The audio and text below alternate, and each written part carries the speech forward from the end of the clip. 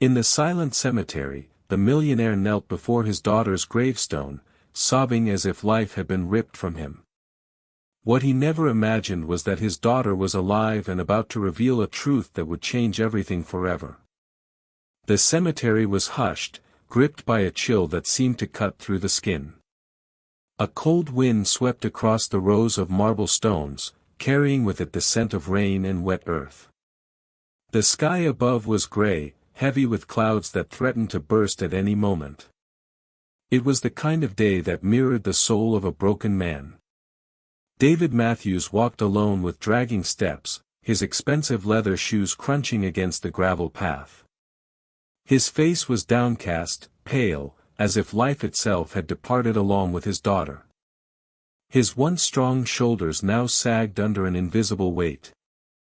The tailored black suit he wore hung loosely on his frame. He'd lost weight in the past 2 months, barely eating, barely sleeping, barely existing. It had been exactly 2 months since the millionaire buried Olivia after the tragedy no one could foresee. 2 months of endless nights staring at the ceiling.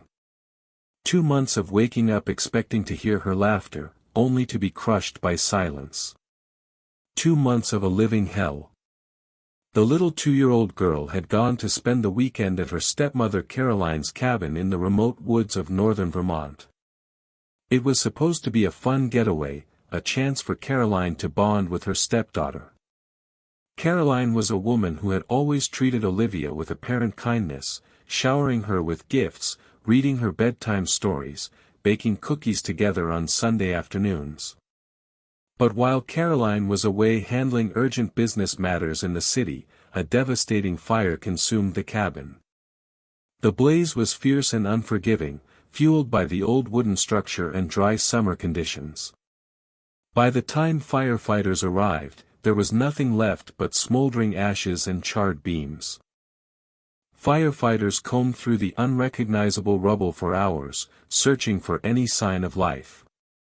Among the debris, they found the girl's personal belongings, a burned teddy bear, melted plastic dishes from her play kitchen, fragments of her favorite pink blanket. The evidence seemed conclusive.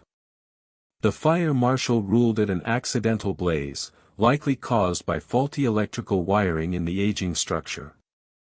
David didn't question it.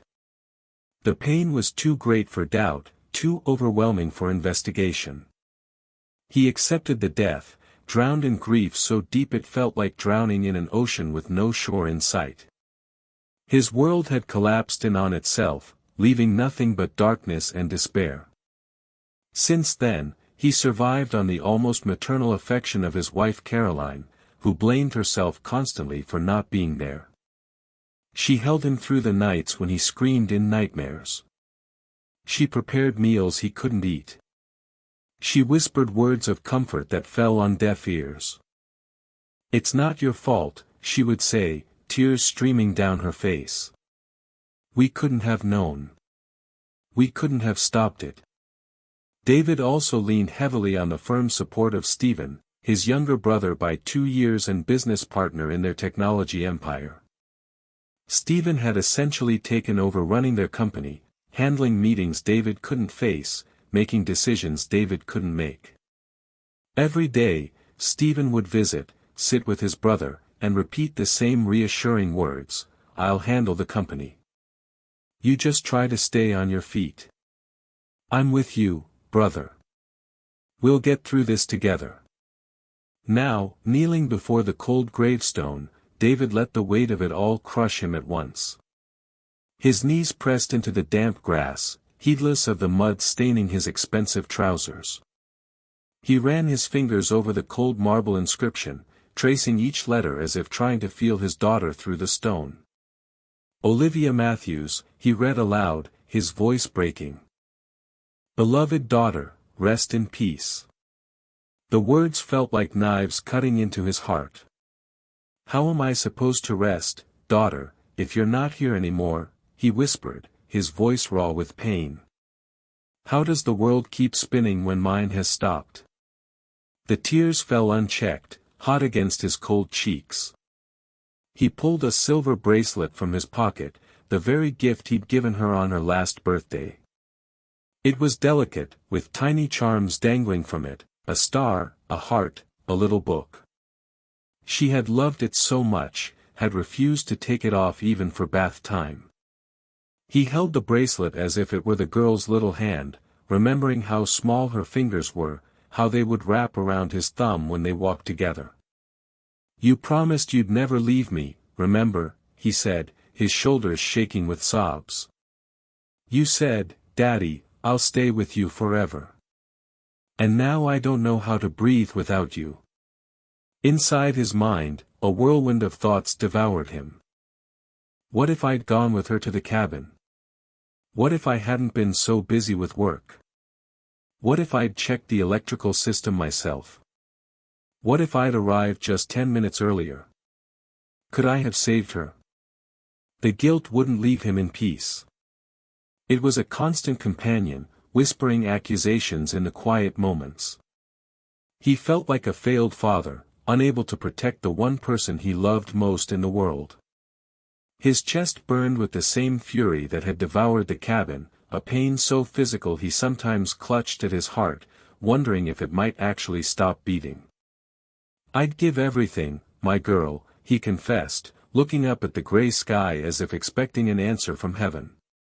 "Everything, my fortune, my company, my own life, if I could hug you one more time. If I could hear you call me, Daddy, just once more." And it was precisely at that moment when the invisible happened. A few yards behind a sturdy oak tree, partially hidden by its thick trunk and low-hanging branches, Olivia stood alive. She was thin, much thinner than she'd been 2 months ago. Her clothes were dirty and torn. Her face was smudged with dirt, her hair tangled and matted. But her eyes, those same bright eyes her father loved, were fixed on him in silence, brimming with tears. The girl had managed to escape from where she was held prisoner just hours earlier. It had taken every ounce of courage she possessed, waiting for the right moment, slipping through an unlocked window, running through the dark forest in bare feet. Her heart pounded so hard it seemed ready to burst from her chest, a wild drumbeat of fear and hope. Her small fingers clung to the rough tree bark, using it to steady herself as her thin legs trembled beneath her. Discreet tears rolled down her cheeks, leaving clean tracks through the grime on her face. Seeing her father like that, completely shattered, broken into pieces, was a torture no child should ever have to witness. Every instinct in her body screamed at her to run to him. Her legs tensed, ready to sprint across the distance. She took one small step forward, her lips parting to call out, "Daddy." But then fear seized her, cold and paralyzing. She retreated immediately, pressing herself back against the tree, swallowing a sob that threatened to escape. Her thoughts tumbled over each other in a chaotic mess. Run to him. Hug him. Show him you're alive. Let him know you're okay. But another voice, darker and more frightening, whispered warnings, "No, I can't. If they find out I escaped, they'll come looking. If they see us together, they might hurt him too. They said they would. They promised they would kill him if I tried to escape." The dilemma crushed her small chest. She wanted to scream, to announce her presence, to end his suffering. But she knew with the terrible certainty that had kept her alive these past months, that one hug could cost too dearly. It might cost her father his life. From her hiding spot, Olivia could hear her father's broken voice repeating his promises to her memory. "I promise you, daughter," David said, his voice carrying across the cemetery. "I'll go on living, even though I feel like I've already died inside. I'll try to make you proud. I'll honor your memory every day." With every word he spoke, the urge to reveal herself became unbearable. Olivia bit her lips until she tasted the metallic tang of blood, trying desperately to contain the impulse. The love that bound them was so strong it seemed impossible to resist, a gravitational pull between father and daughter that demanded reunion. Still, she stayed motionless, prisoner of a fear greater than her nostalgia. Tears streamed freely down her face now, silent and constant. Her whole body shook with the effort of staying hidden, of not crying out.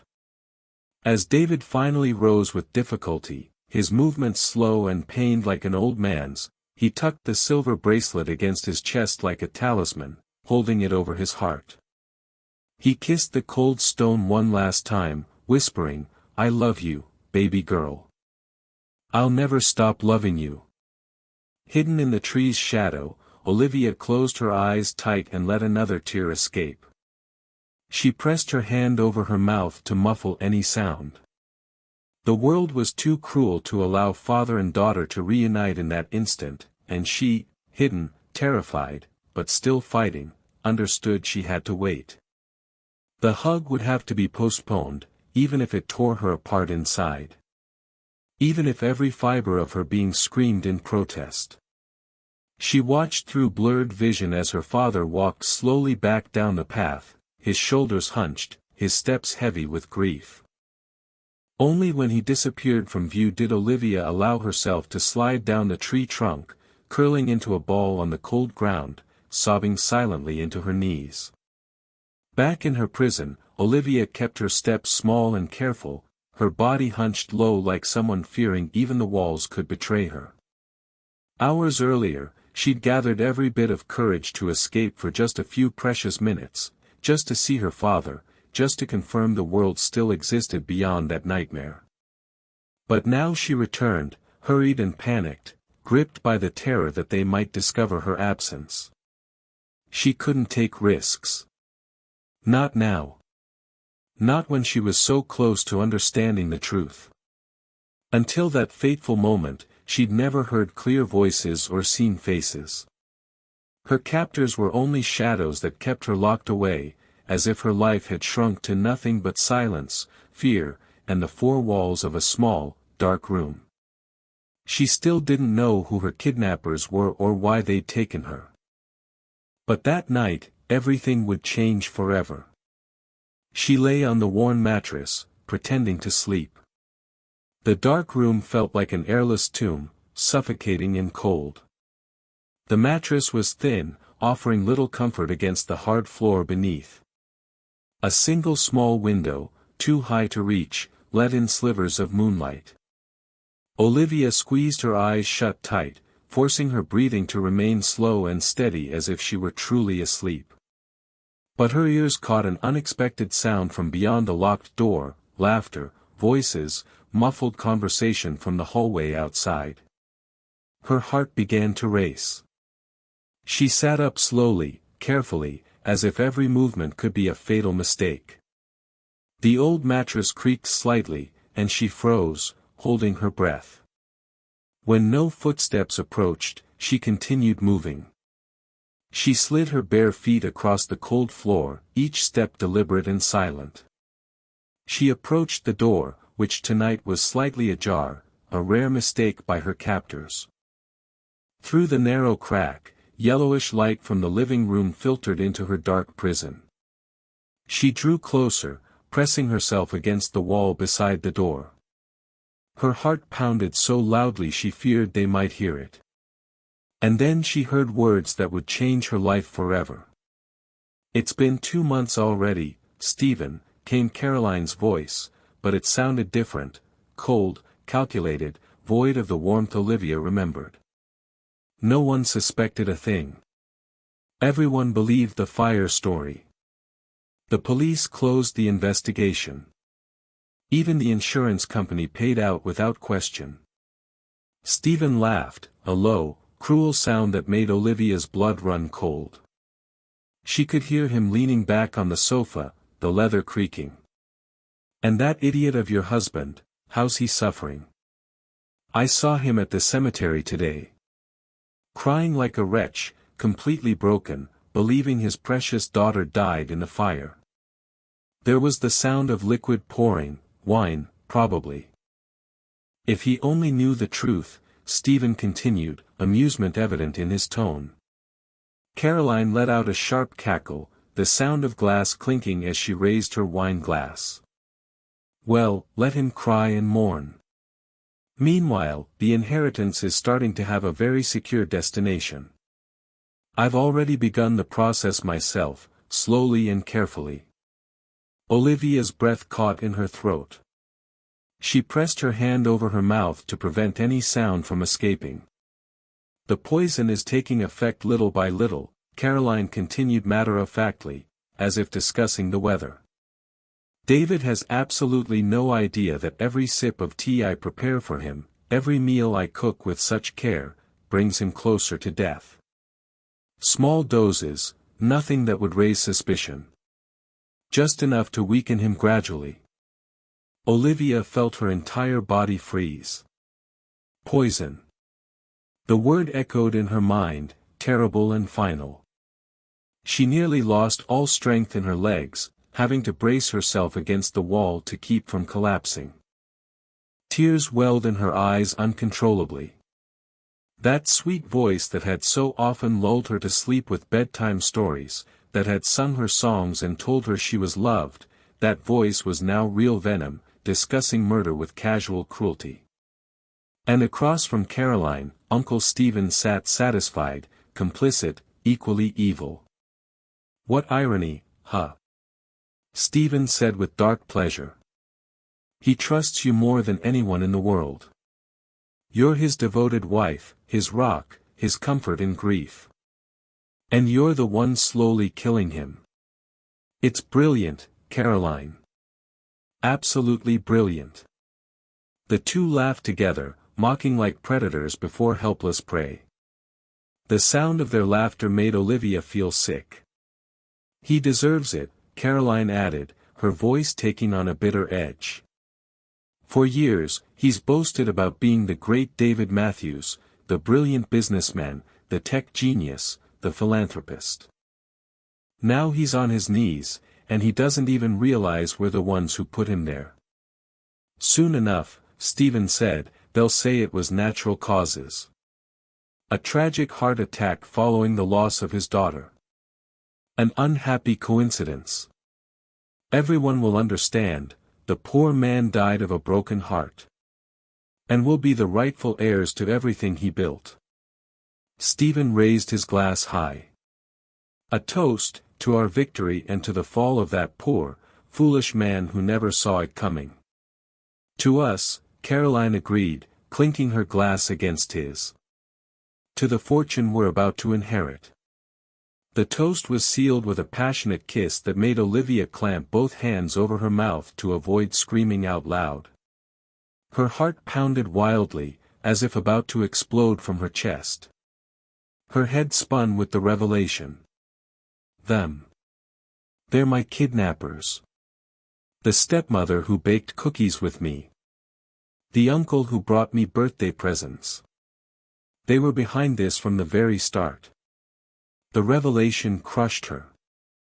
It was as if the ground had vanished beneath her feet, leaving her falling into an endless abyss.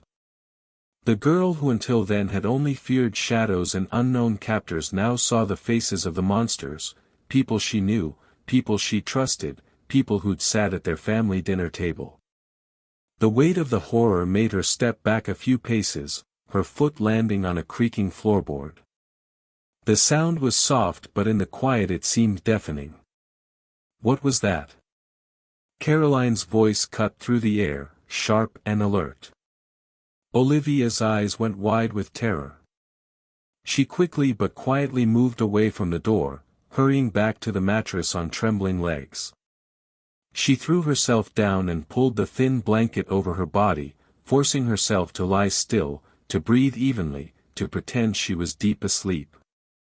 Footsteps approached. The door opened wider, and light spilled into the room. Olivia kept her eyes squeezed shut, every muscle tense. It's nothing, Stephen's voice said from the doorway. The brat's asleep.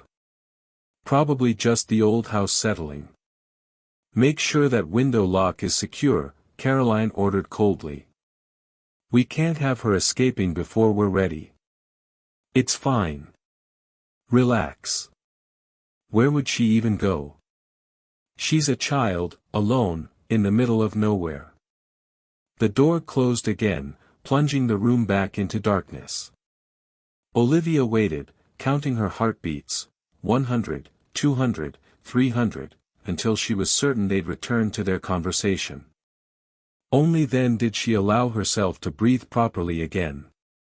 She curled up on the mattress, pulling her knees to her chest, tears streaming down her face in the darkness.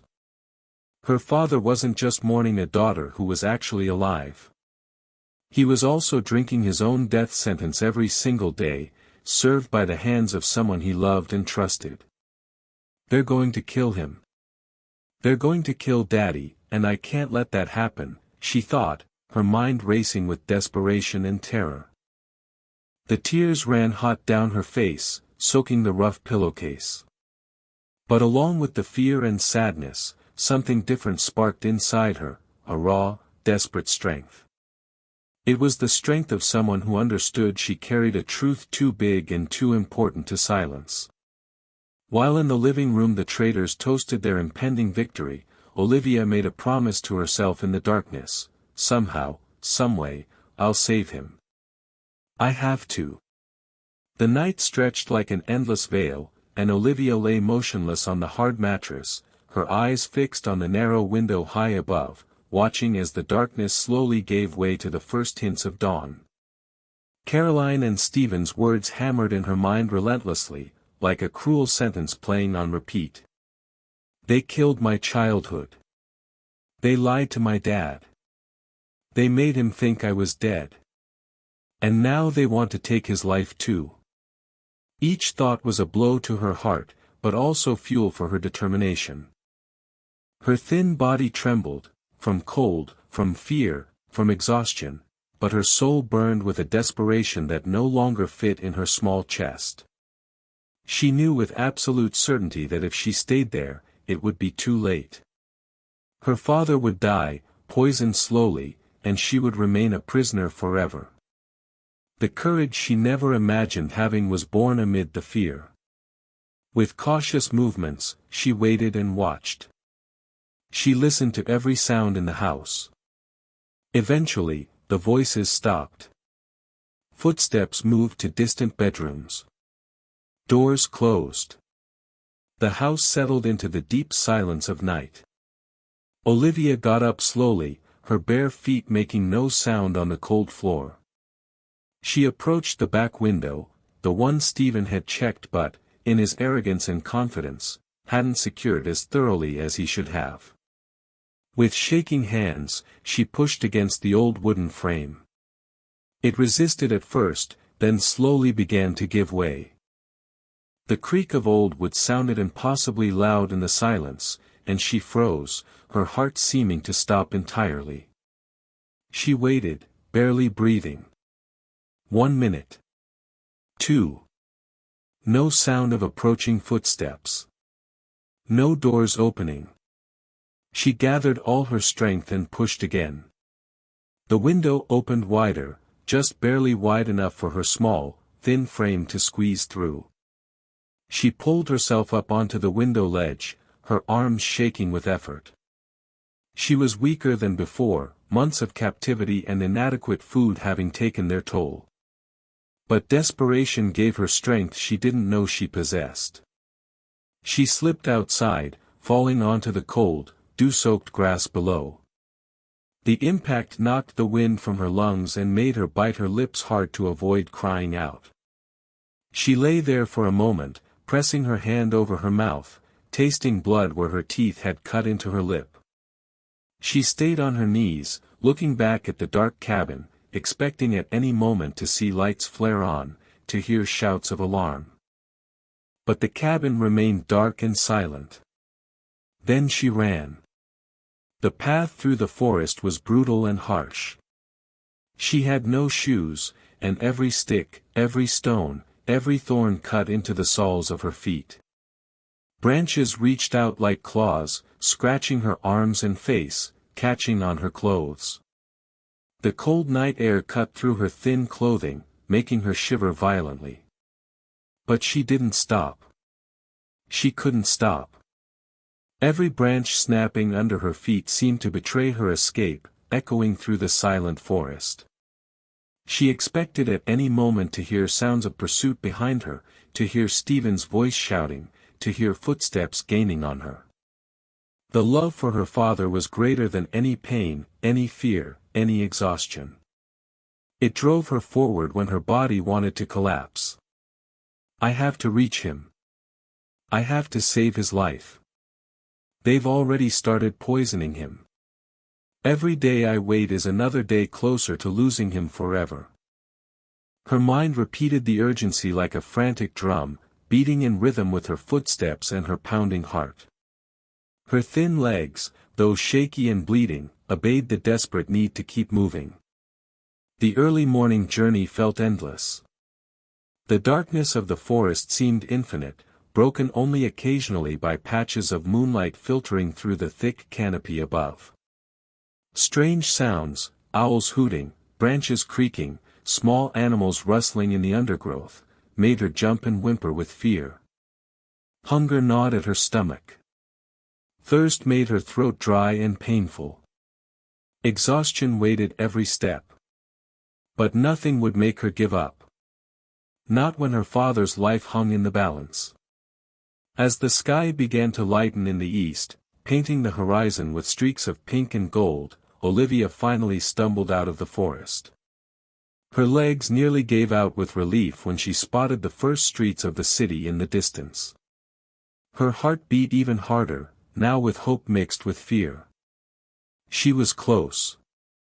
So close. She pushed forward on bleeding feet, stumbling down the empty early morning streets. The few people who were out at that hour, a man walking his dog, a woman jogging, stared at her in shock and concern. She must have looked terrifying, a filthy, bleeding child, alone and desperate. But she didn't stop to explain. She had only one destination in mind. Finally, after what felt like hours, she reached the familiar street. There, behind its tall iron gates, stood her father's mansion, the home she'd thought she'd never see again. The tall gate seemed impossible to her exhausted body. The bars were too close together to slip through, and she didn't have the strength to climb over. But her will was greater than any obstacle. She gathered her last reserves of strength and pounded on the gate with her small fists. First softly, then with more desperation, the metal clanging loudly in the quiet morning. "Dad! Dad!" she called out, her voice hoarse and weak but growing stronger with each word. "Daddy, please. It's me." Footsteps sounded from inside the mansion, hurried and worried. Her heart nearly stopped with anticipation and hope.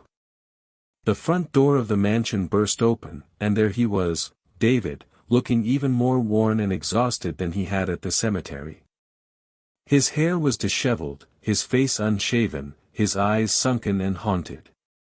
He wore pajamas and a robe, clearly having just woken up.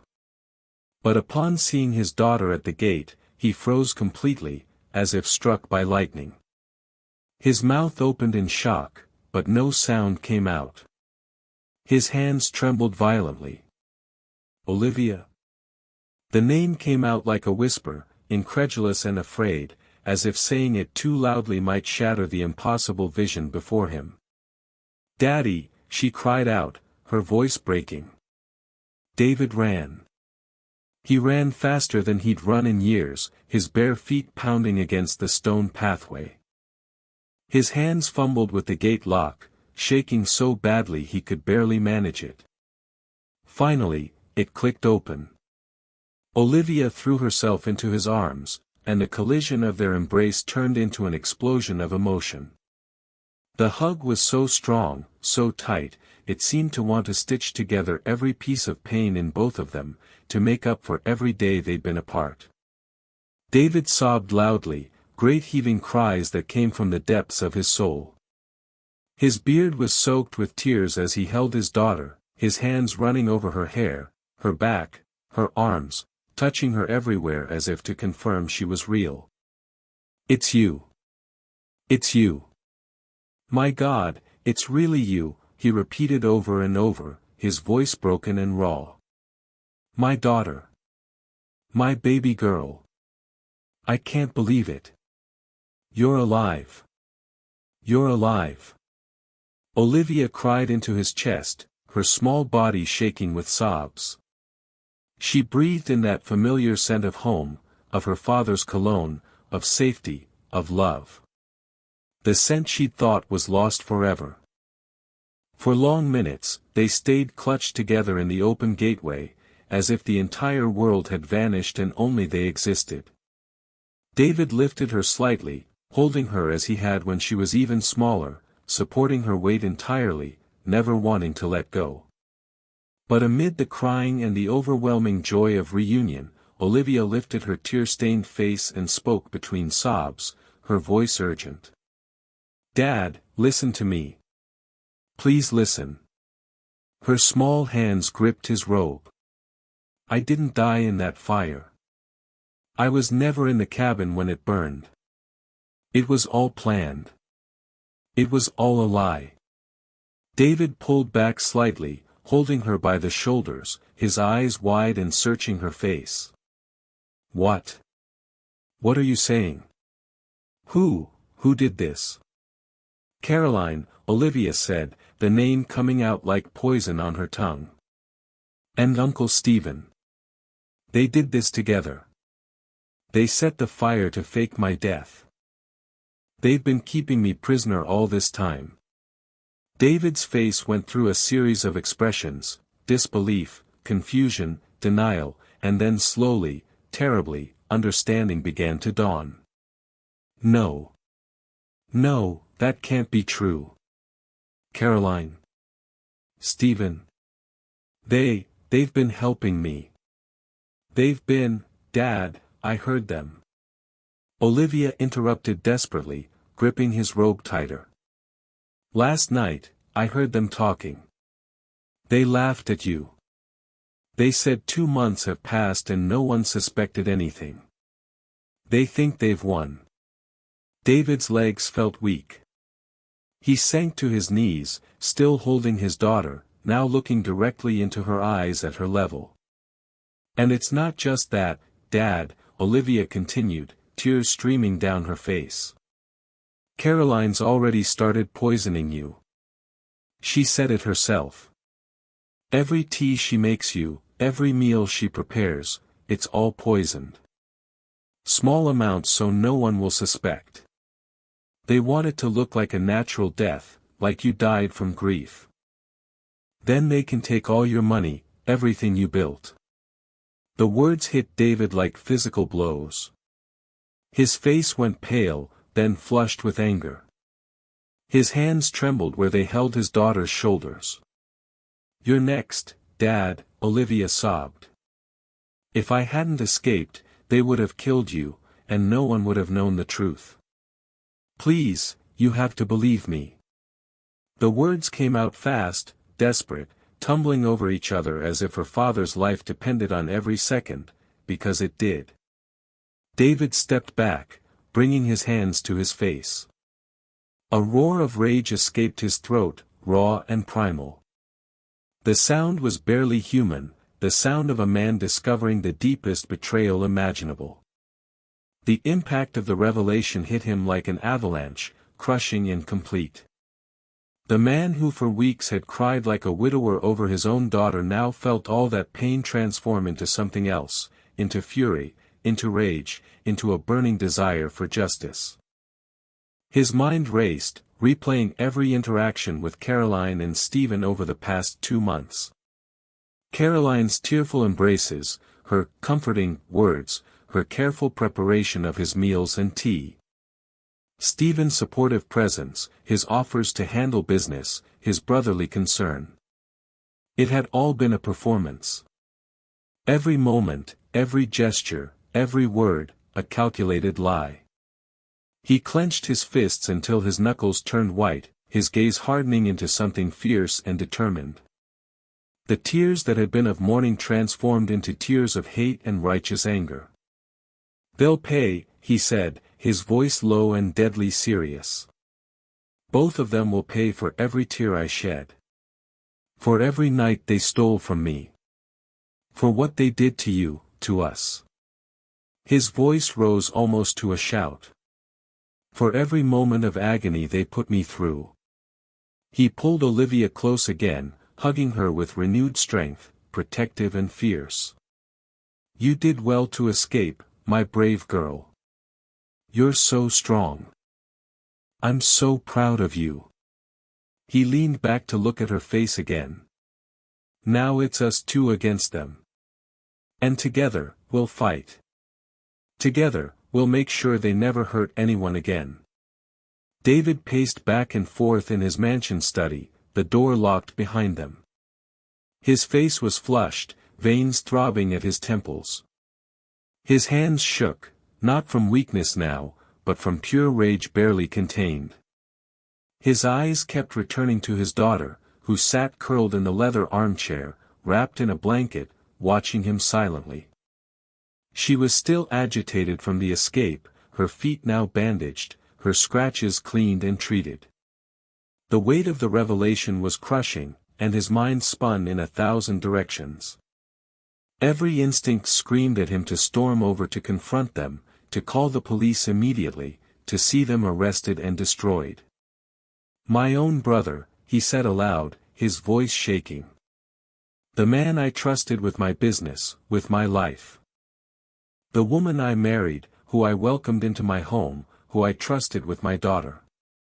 He slammed his closed fist against the mahogany desk. The sound echoed loudly in the room, and his coffee cup jumped, spilling dark liquid across papers. But the noise wasn't louder than David's accelerated breathing, harsh and ragged. "Traitors. Both of them. Murderers. Kidnappers." Each word was bitten off, harsh and filled with venom.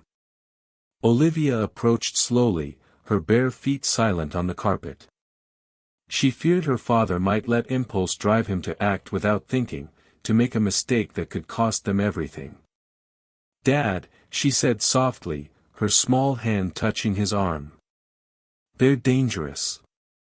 Really dangerous. You can't just go after them like this. If they know I'm alive and that you know the truth, they'll try to silence us again. Maybe they'll run, or maybe they'll try to finish what they started." Her voice was halting but firm, carrying a wisdom beyond her young years, wisdom born from 2 months of captivity and fear. David breathed deep, forcing himself to think rather than just react. He ran his hands over his face, feeling the stubble on his cheeks, trying to clear his mind. He knelt before his daughter, taking her small hands in his larger ones. His eyes, red from tears and rage, met hers. "You're right, daughter. You're absolutely right." His voice was calmer now, though still tight with emotion. "I won't let them hurt you again. I won't let them win. Not if it's the last thing I do." The silence stretched between them for a moment, father and daughter both thinking, processing, planning. Then David's expression changed. His eyes took on a calculating look, the look of the brilliant businessman who'd built an empire from nothing. "If we want to win," he said slowly, looking into her eyes, "we have to play their way. We need to be smarter than them." Olivia blinked, confused.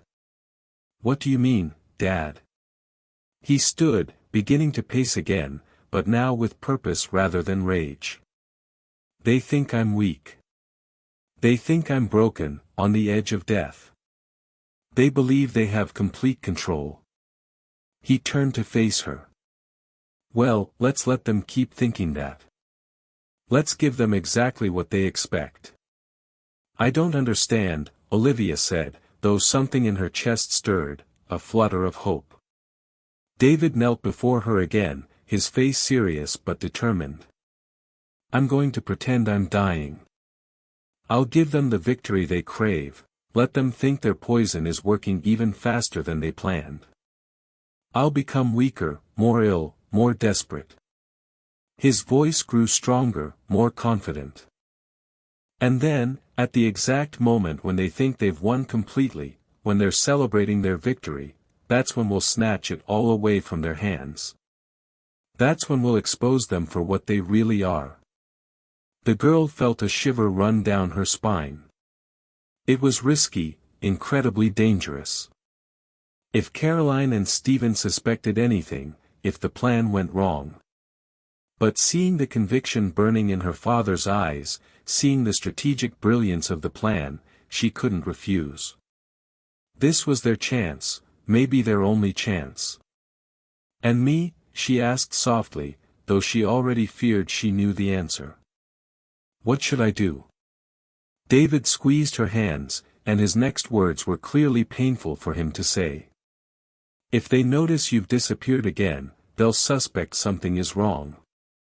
They'll probably come looking for you immediately. They might panic and finish what they started, they might try to kill me right away instead of slowly. He paused, his throat working. I can't risk your life like that, sweetheart. As much as it kills me to say this, you need to go back to where they're keeping you. You need to stay there for one more week.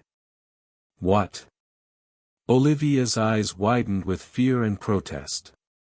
Just 1 week, David said firmly, though tears gathered in his eyes. That's the time I'll need to pretend to be sick, to deteriorate, and finally to die. During that week, I'll make sure everything is documented, that we have evidence, that we have a plan for the final confrontation. He cupped her face gently in his hands. After that week, after my staged funeral, you escape again, carefully and safely. And then you meet me at our special place. Where?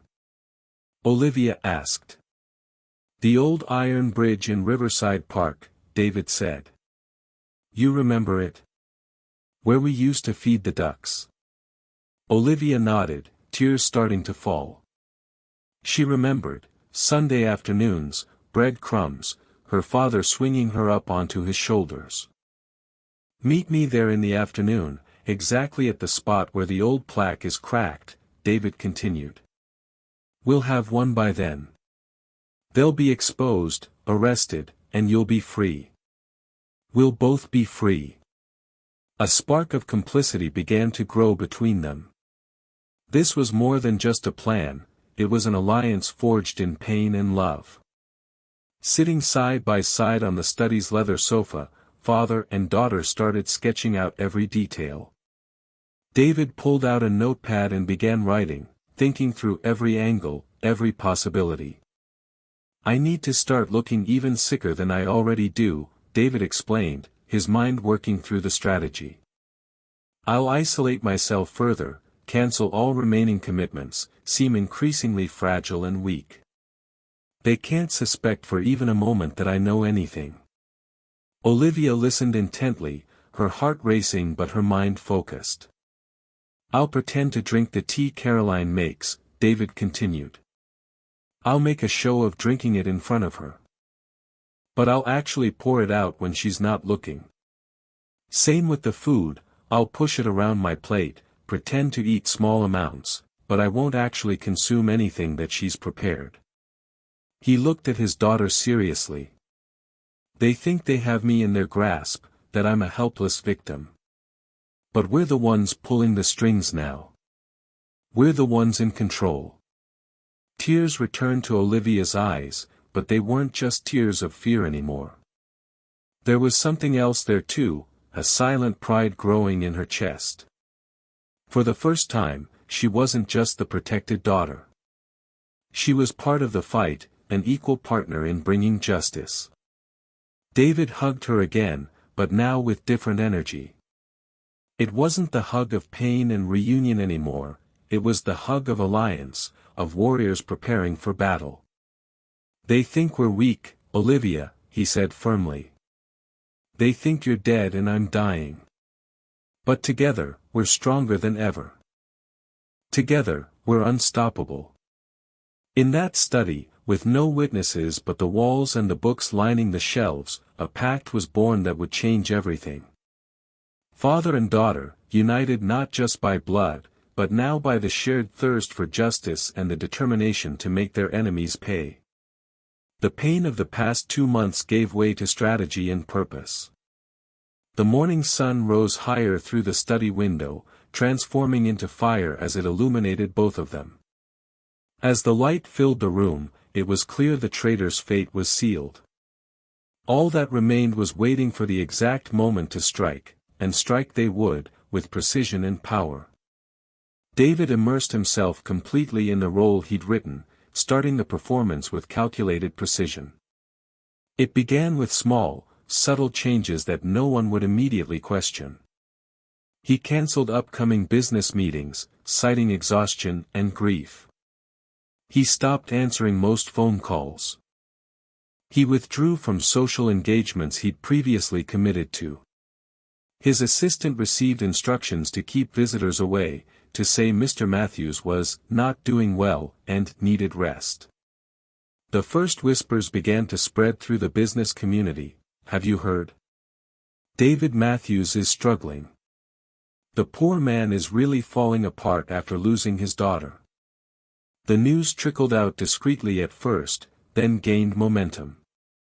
Business mogul David Matthews faces serious health issues following daughter's tragic death, read one industry newsletter. Little by little, the version solidified and spread. David rehearsed in front of the mirror, the short breaths, the lost gaze, the dragging steps that would convince even the most skeptical observer. He let his appearance deteriorate. He stopped shaving regularly, stopped getting his hair trimmed, wore the same clothes multiple days in a row. When Caroline expressed concern about his declining condition, he responded with weak smiles and hollow reassurances. "I'm fine," he would say unconvincingly. "Just tired. So tired." He made a show of drinking the tea she prepared, then discreetly pouring it into plant pots when she left the room. He pushed food around his plate, pretending to eat tiny amounts before claiming he had no appetite. Stephen visited regularly, and David played his part perfectly, the broken older brother, grateful for the younger support. "I don't know what I'd do without you," David would say, his voice weak. Stephen would pat his shoulder, his touch now feeling like a serpent's coil. Then came the climax of the performance. After 1 week of carefully staged deterioration, the final act began. Headlines spread across radios, newspapers, and online news outlets. David Matthews dies, beloved tech industry leader succumbs to cardiac arrest. The country shuddered. Business partners, clients, even industry rivals were caught by surprise. The official story was airtight. Comprehensive medical notes from a doctor David had carefully briefed, and paid very well, documented a steady heart condition exacerbated by grief and stress. Statements from moved employees described a man who never recovered from the loss of his daughter. In reality, David watched the news coverage from a secret location, a friend's vacation home where he was hiding. His soul felt split in two, the half that suffered seeing his own death reported and discussed, and the half that burned with the fire of impending vengeance. The funeral was worthy of a theatrical tragedy. The church was packed with hundreds of mourners. News cameras vied for the best angles, flashes captured every detail. The massive flower arrangements filled the front of the church with their cloying scent. Caroline absolutely shone in her performance. She wore black from head to toe, an expensive designer dress, black veil, black gloves. Tears streamed down her face as she was helped down the aisle, seeming barely able to walk. "I lost the love of my life," she murmured to those who offered condolences, her voice breaking perfectly at just the right moments. First his daughter, now him. It's too much to bear. She dabbed at her eyes with a black lace handkerchief, accepting embraces from people who had no idea they were comforting a murderer. Stephen, for his part, took the pulpit with a halting but firm voice that seemed to carry the weight of genuine grief. "I lost my brother," he said, pausing as if overcome. "My partner, my best friend. David was more than family, he was my mentor, my inspiration." His voice cracked convincingly. "His absence will be an impossible void to fill. But I promise, David, wherever you are, I promise I'll honor your legacy. I'll care for everything you built as if it were my own." The audience rose in respectful applause. Some people were openly crying, powerful business executives wiping their eyes, industry leaders bowing their heads in genuine sorrow. Hidden in a car parked across the street, David watched from a distance with a churning stomach. He wore a disguise, a hat, sunglasses, plain clothes unlike his usual expensive suits. But even disguised, seeing his own funeral was surreal and disturbing.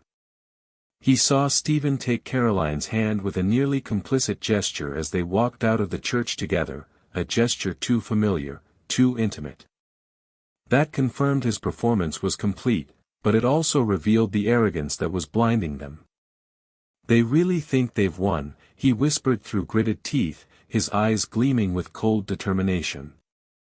"They're already celebrating."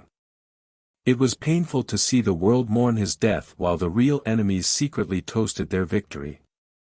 But that pain served as fuel for what would come next. He took photos with a hidden camera, evidence of their barely concealed satisfaction. After the funeral, Caroline and Stephen continued their performance for the public eye. But backstage, away from cameras and mourners, they celebrated. They organized private meetings with the company's board. They hosted exclusive dinners with key business partners, beginning the process of positioning themselves as David's successors. They made toasts with expensive imported wine behind closed doors. To poor David, they would say between muffled laughs, mocking the naivety of a man who, to the end, had believed in their loyalty and love. But the public only saw two devastated heirs united in the sacred mission to honor the fallen patriarch's legacy. The press bought the story completely, reinforcing the image of family tragedy, while completely missing the macabre conspiracy hiding beneath. Meanwhile, back in her prison, Olivia lived her days in countdown. The week felt eternal. Every moment dragged, every hour seemed to last days. Back in that narrow room where they kept her, she repeated to herself the mantra her father had given her: 1 week. Just 1 week. Then I escape again and meet him at the Iron Bridge in Riverside Park. The girl's heart filled with a complicated mixture of anxiety and hope, even amid the ever-present fear. She heard fragments of news on the cabin's old television set, reports confirming David Matthews's death, footage from the funeral, interviews with grieving business associates. She bit her lips until they bled to avoid crying out loud. The temptation to scream, "He's alive! It's all a lie," was almost overwhelming. But she held on to her father's plan, trusting him completely. With every heartbeat, she repeated to herself, "They didn't win. Dad's alive. We'll beat them. Just a few more days." She marked off each day mentally, counting down. 7 days. 6 days. 5 days. The world believed the elaborate spectacle, and that was the most powerful weapon father and daughter had. The stage was set perfectly. The villains already savored their victory, and to all appearances, the play had ended. But behind the curtain, a final scene waited to be revealed, a scene that would shock everyone. The days following David's public death were heavy with a strange silence in the mansion. The gates remained closed, flags flew at half-mast, employees walked the hallways with heads bowed down in respect for their fallen employer. But behind those walls, away from observing eyes, the atmosphere was entirely different. Caroline's transformation was swift. She swapped her mourning clothes for elegant silk dresses in less than a week. Though she still kept rehearsed tears ready whenever journalists appeared for quick follow-up interviews, in private she smiled freely. She redecorated David's study, removing his personal photos and replacing them with her own preferred artwork. She moved into the master bedroom completely, spreading her belongings across spaces that had once been David's. Stephen, maintaining his serious air in public, took emergency meetings with the company's board, showing false sobriety and concern. "We must honor my brother's memory by ensuring the company continues to thrive," he said with practiced solemnity, drawing discreet applause from executives who believed they faced a grieving but responsible man. But in their private encounters, the mask fell away completely. Caroline toasted with expensive wine, her eyes gleaming with triumph. "We did it, Stephen. The whole stage is ours. The company, the fortune, the mansion, everything. And no one even dares to question it." He raised his glass with a barely contained laugh. "The irony is absolutely perfect. That fool spent weeks crying at his daughter's grave, never imagining he'd be next. Never suspecting his devoted wife and loyal brother were the ones destroying him. Now the empire he spent years building is within our reach," Caroline added, swirling her wine. "The whole world cries for poor David Matthews, but we're the ones who are truly alive, free, and about to be incredibly, unimaginably rich." The two toasted, intertwining their hands like newly crowned accomplices savoring victory. "To us," Stephen said. "To us," Caroline echoed. "And to being smart enough to take what we deserve." They kissed passionately, no longer needing to hide their relationship. The anticipation grew as the big day approached, the formal inheritance probate hearing. This was when David Matthews's vast fortune, his majority stake in the technology company, his real estate holdings, his investment portfolio, would be legally transferred. Renowned lawyers had been summoned. Journalists crowded the courthouse entrance, hoping for statements. Influential businesspeople filled the courtroom seats, present both out of respect and curiosity about who would inherit such a vast empire. The atmosphere inside was solemn, but tension ran beneath the formality like an electric current humming through the walls. Caroline and Stephen arrived together, impeccably dressed for their moment of triumph. Stephen wore a dark gray suit with a black tie, respectful mourning combined with professional authority. Caroline wore an elegant black dress that somehow managed to be both mourning appropriate and sophisticated. When they entered the courtroom, many people rose to greet them with respectful gestures and murmured condolences. The performance had worked perfectly. Everyone present saw them as the surviving victims of tragedy, people who, amid devastating pain, somehow maintained their posture and assumed their responsibilities with grace. Caroline wiped a discreet tear before the cameras, sighing deeply. "David always believed so strongly in this company's future," she said to a reporter. "Today, we'll continue that legacy in his honor. It's what he would have wanted." The statement, rehearsed in the mirror dozens of times, drew moved looks from some of the lawyers present and flashes from photographers capturing the grieving widow's strength. Stephen, his voice firm but tinged with emotion, added, "It's what my brother would have wanted. We'll make him proud." The ceremony began with formal precision. Legal documents were placed on the central table. The judge, a severe-looking woman in her 60s, presided over the proceedings with professional neutrality. Each signature was like a symbolic hammer blow, consolidating what Caroline and Stephen believed was the perfect theft.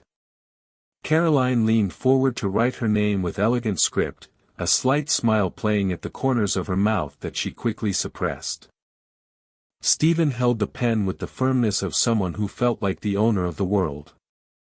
Each stroke of the pen on paper sounded to them like a victory celebrated in silence. The audience watched in respectful quiet. Some business executives present commented among themselves in whispers about the widow and surviving brother's remarkable resilience. "They're incredibly strong," murmured one executive. "They lost so much, and yet they stand firm, ready to lead." "Truly admirable," agreed another. "If only they knew the truth. If they could see beyond the carefully constructed facade, they would see that every tear had been rehearsed and every gesture was a calculated farce." But to all eyes present, this was a solemn moment of transition, the coronation of the new leaders of the Matthews Empire. When the last page was signed, the judge rose and prepared to make her formal declaration. "The inheritance is hereby officially," but she never finished the sentence. Suddenly, a tremendous boom made everyone's hearts skip a beat. The courtroom's double doors burst open violently, slamming against the walls with such force that the sound thundered through the space. Papers flew from tables, glasses of water spilled, and every single person in the room spun toward the entrance. The air seemed to vanish from the room entirely. And there, framed in the doorway like an avenging angel, stood David Matthews, alive, whole, and walking with firm, purposeful steps. His eyes burned like embers, fixed on the two people at the front of the room. At his side, holding his hand tightly, was Olivia. The little girl presumed dead, now very much alive, crossed the courtroom aisle with her head held high despite the tears shining in her eyes. The shock was so brutal, so complete, that the room erupted. A deafening murmur invaded the dignified space, cries of disbelief, gasps of shock, confused shouts of, "How is this possible?" Cameras that had been idly filming suddenly fired non-stop, flashes creating a strobe light effect. People leaped from their chairs in panic and confusion. At the front table, Caroline let out a choked scream, her hand flying to her mouth as if she'd seen a ghost, which, in a sense, she had. This is impossible," she stammered, her lips trembling violently. Her entire body leaned back in the chair as if trying to physically distance herself from the impossible sight. Stephen went absolutely livid, all color draining from his face. Sweat immediately beaded on his forehead. He tried to stand but his legs betrayed him, nearly collapsing. He clutched the table's edge to avoid falling, his knuckles turning white. "It's a trick.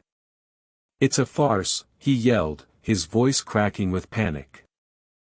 His eyes darted around the room, seeking support, seeking someone, anyone, who would agree with him. But no one responded. All eyes were fixed on the father and daughter with a mixture of shock, horror, and dawning understanding.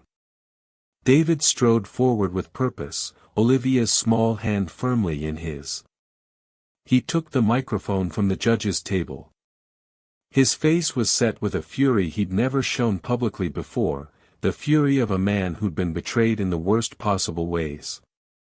His voice, laden with righteous indignation, echoed through the stunned courtroom. "For 2 months, you all mourned my death. For 2 months, you believed my precious daughter was taken by tragic accident. But it was all of it, just a repugnant performance planned by the woman I called wife and the man I called brother." The audience exploded in murmurs and exclamations of shock, but David raised his hand, and his voice rose like a roar that commanded silence. "They planned every single detail," he continued, his voice shaking with emotion but strong. "The fire that supposedly killed my daughter, staged. My daughter's kidnapping, real, and perpetrated by them. Even my death, orchestrated through slow, calculated poisoning that I consumed daily, trusting the hands that prepared it." Gasps and cries of horror rippled through the crowd. Caroline stood abruptly, her chair scraping loudly against the floor. Her veil fell from her face, revealing an expression of desperate panic. Lies. That's all lies. Her voice was shrill, breaking. I loved you, David. I took care of you. I would never. Her protest sounded hollow even to her own ears. Stephen also tried to mount a defense, shouting over the growing noise. This is fabricated. They made it all up. This is a show designed to destroy us and steal what's rightfully, but no one was listening to them. No one believed them. David advanced toward them, his voice now heavy with both pain and rage. You mocked me. You laughed at my pain while I cried at my daughter's grave. You used my love, my trust, my grief as weapons to try burying me alive, literally. His voice cracked with emotion, but he pushed forward. You celebrated every tear I shed. You toasted to my impending death. And you planned to take everything I built while pretending to honor my memory. Olivia, her small face soaked in tears but her voice surprisingly strong, stepped forward to the microphone. Though she was just a child, her words cut through the room like a sword. I was there, she said, her young voice carrying clearly. They locked me up. They kept me hidden in a cabin. I heard them celebrating, laughing about my daddy. They said they were going to kill him too, slowly, so they could take all his money. Her voice grew stronger, more determined. They don't deserve mercy. They don't deserve anything. The impact of her words was absolutely devastating.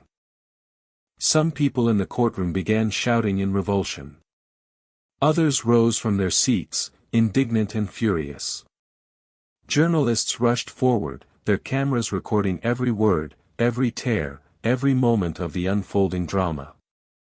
On screens at the front of the courtroom, David's legal team began displaying evidence, documents, audio recordings, photographs. There were secret recordings from a hidden camera David had placed in the cabin after Olivia's escape, capturing Caroline and Stephen's conversations, their confessions, their celebrations.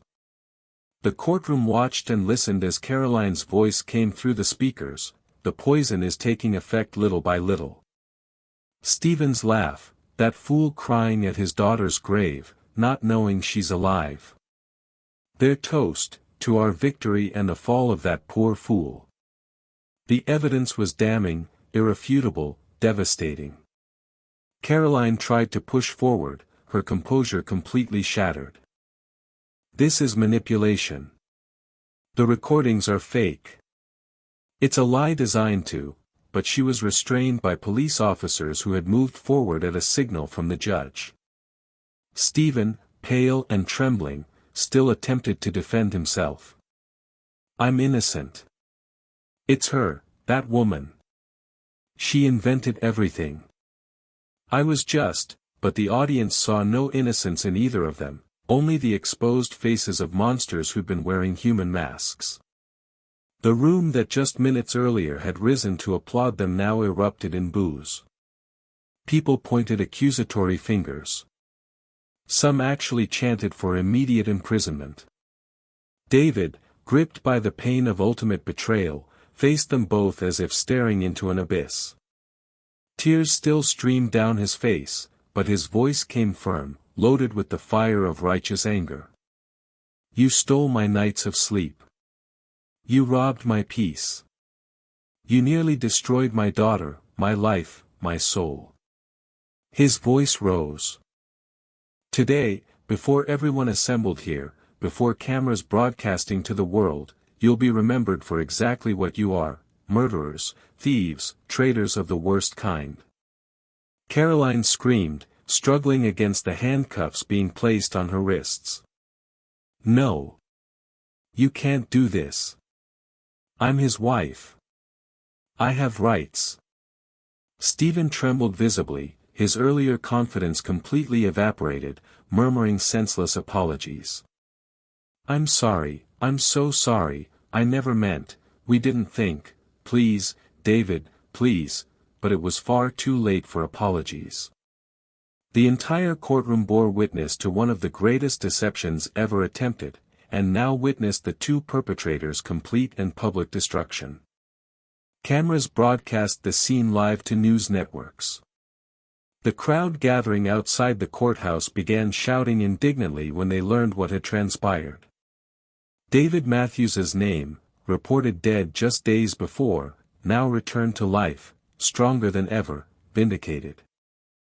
In the center of the chaos, standing hand in hand with Olivia, David stood firm. His gaze remained hard, fixed on his enemies as police led them toward the courtroom doors. The return that no one expected had become the definitive destruction of an elaborate lie. The room was still boiling with shock and outrage when police led Caroline and Stephen away in handcuffs, their heads down, cameras flashing relentlessly. Journalists pushed forward, shoving microphones toward them, shouting questions they refused to answer. Every detail of their downfall was captured, every tear, now of fear rather than false grief, every scream of protest, every stumbling step as they were led from the courthouse. The public, shocked to their cores, struggled to process such an enormous revelation. Conversations erupted throughout the courtroom. But for David and Olivia, that external scene no longer mattered. The chaos, the shouting, the camera flashes, it all seemed distant, like it was happening to someone else. The external turmoil was just an echo against the internal whirlwind they both felt. David's lawyer approached, speaking urgently about next steps, criminal charges to file, civil suits, media statements.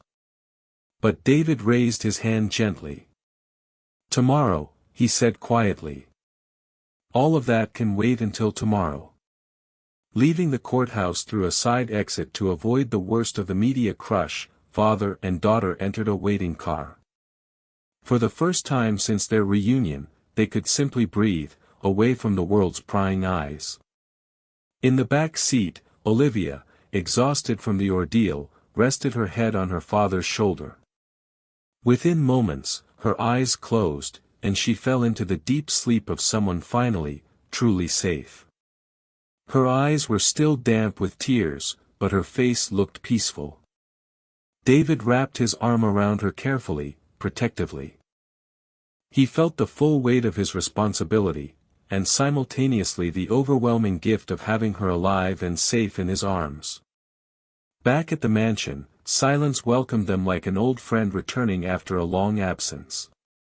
But it was no longer the mournful, oppressive silence of invented death and grief.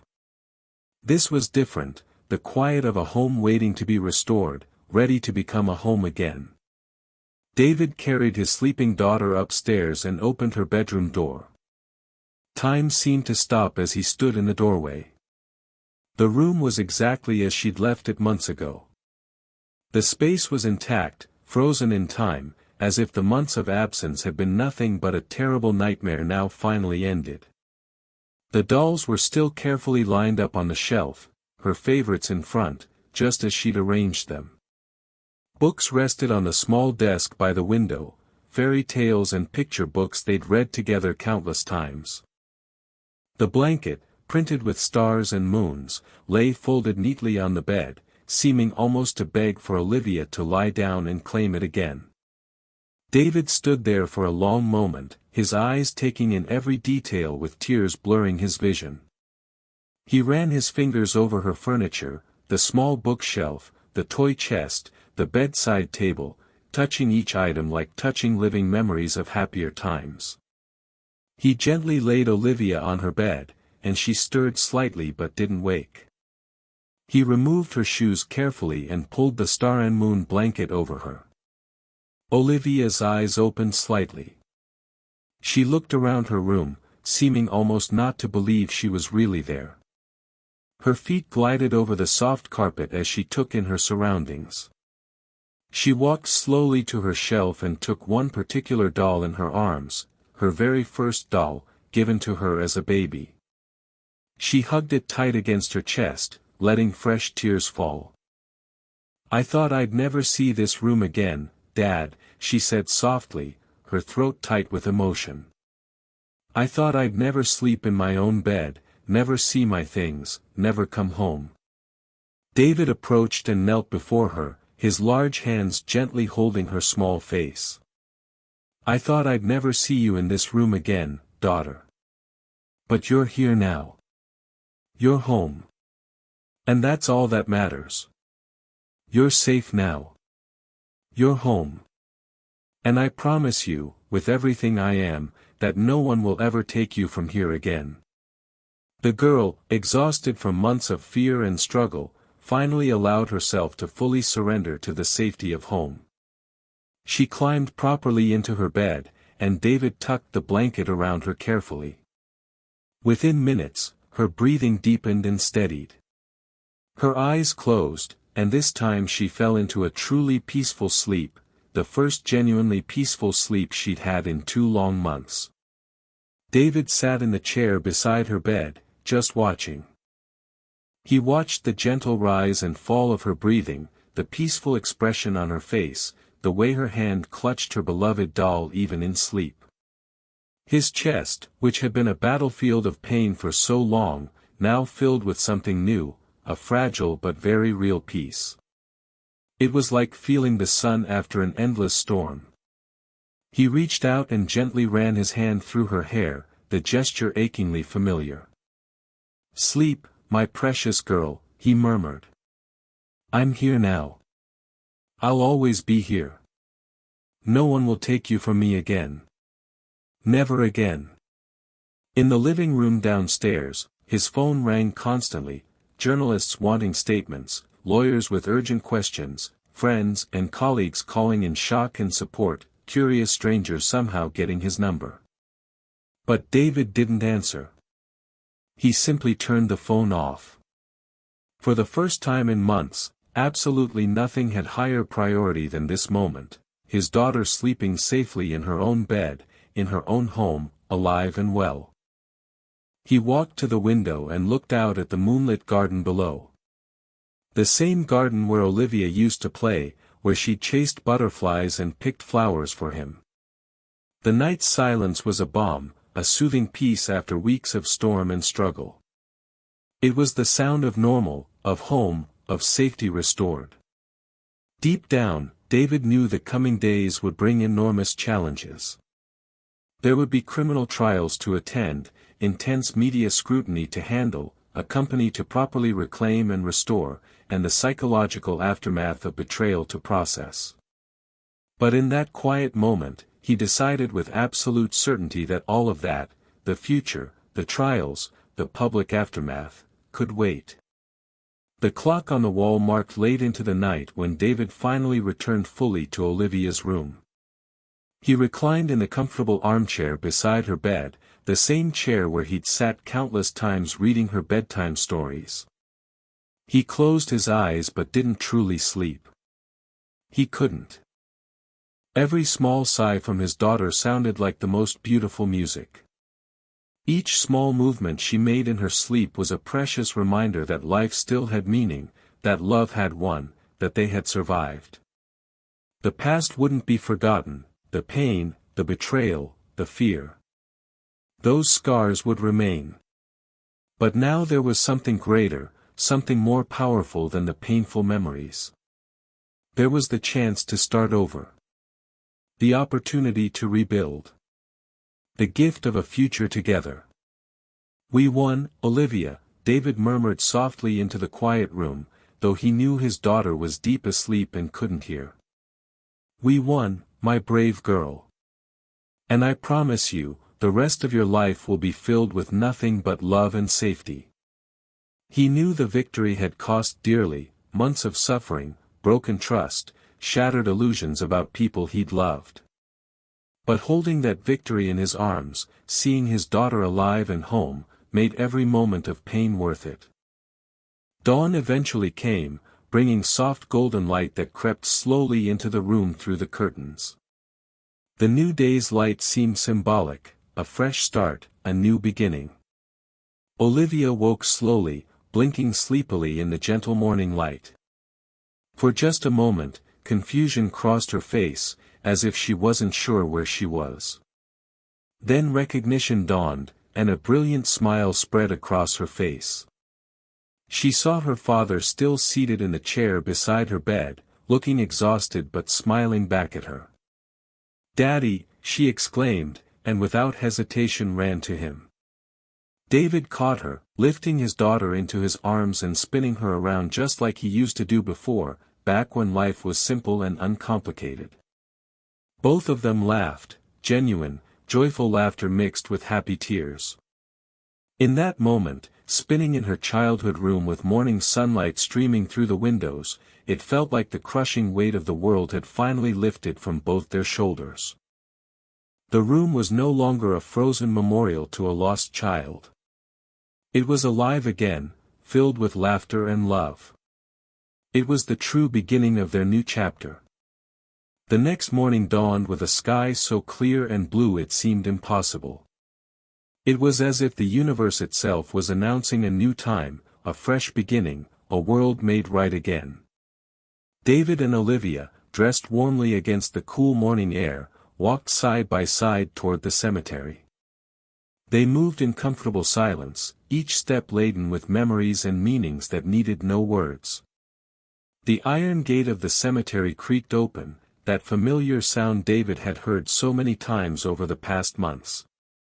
The cold wind swept through, bringing with it echoes of all those painful days spent mourning a daughter who was actually alive. Olivia clutched her father's hand tightly, the grip of someone who never wants to let go, who needs the physical connection to confirm this is real. And there it stood before them, the gravestone inscribed with, "Olivia Matthews, beloved daughter, rest in peace." David's heart tightened one final time as he stared at the cold marble. His face contracted with indignation and anger at what the stone represented. That inscription was more than just a lie carved in stone.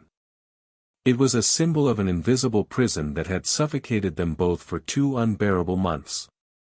It represented every tear he'd shed, every sleepless night, every moment of crushing despair, all built on a foundation of cruel deception. Without saying a word, David stepped forward. He placed both hands firmly on the marble stone. Then, gathering all his remaining strength, all his anger, all his determination, he pushed hard. The sound of the stone toppling was dramatic, a dry crack followed by a heavy thud as marble hit earth. The gravestone broke in two, pieces scattering across the grass, fragments of a life finally destroyed. The sound echoed through the cemetery like thunder, marking the definitive end of an era of deception and pain. The silence that followed was heavy but also profoundly liberating. It was the silence after a storm, after a battle won, after justice served. Olivia stepped back slightly, surprised by the forceful act. But then understanding washed over her, and she felt an overwhelming wave of relief course through her entire body. The stone that had symbolically buried her alive no longer existed. The lie was literally broken, shattered into pieces on the ground. She raised her eyes to her father, and with a voice that trembled but carried absolute conviction, declared, "I wasn't born to be buried, Dad. I was born to live." Her words, simple, pure, and powerful, pierced David's heart like an arrow of hope and joy. He immediately drew her close, embracing her with all the strength of a heart in reconstruction, a soul being healed piece by piece. With tears streaming down his face, David replied, his voice firm despite being broken with emotion, "And I'll live to see you grow up. I'll be present in every step you take, every dream you chase, every victory you celebrate. Nothing, not betrayal, not evil, not even death itself, will ever take me from you again. I promise you that with every fiber of my being." Olivia pressed against his chest, feeling her father's heartbeat synchronizing with her own, a steady rhythm of life, love, and survival.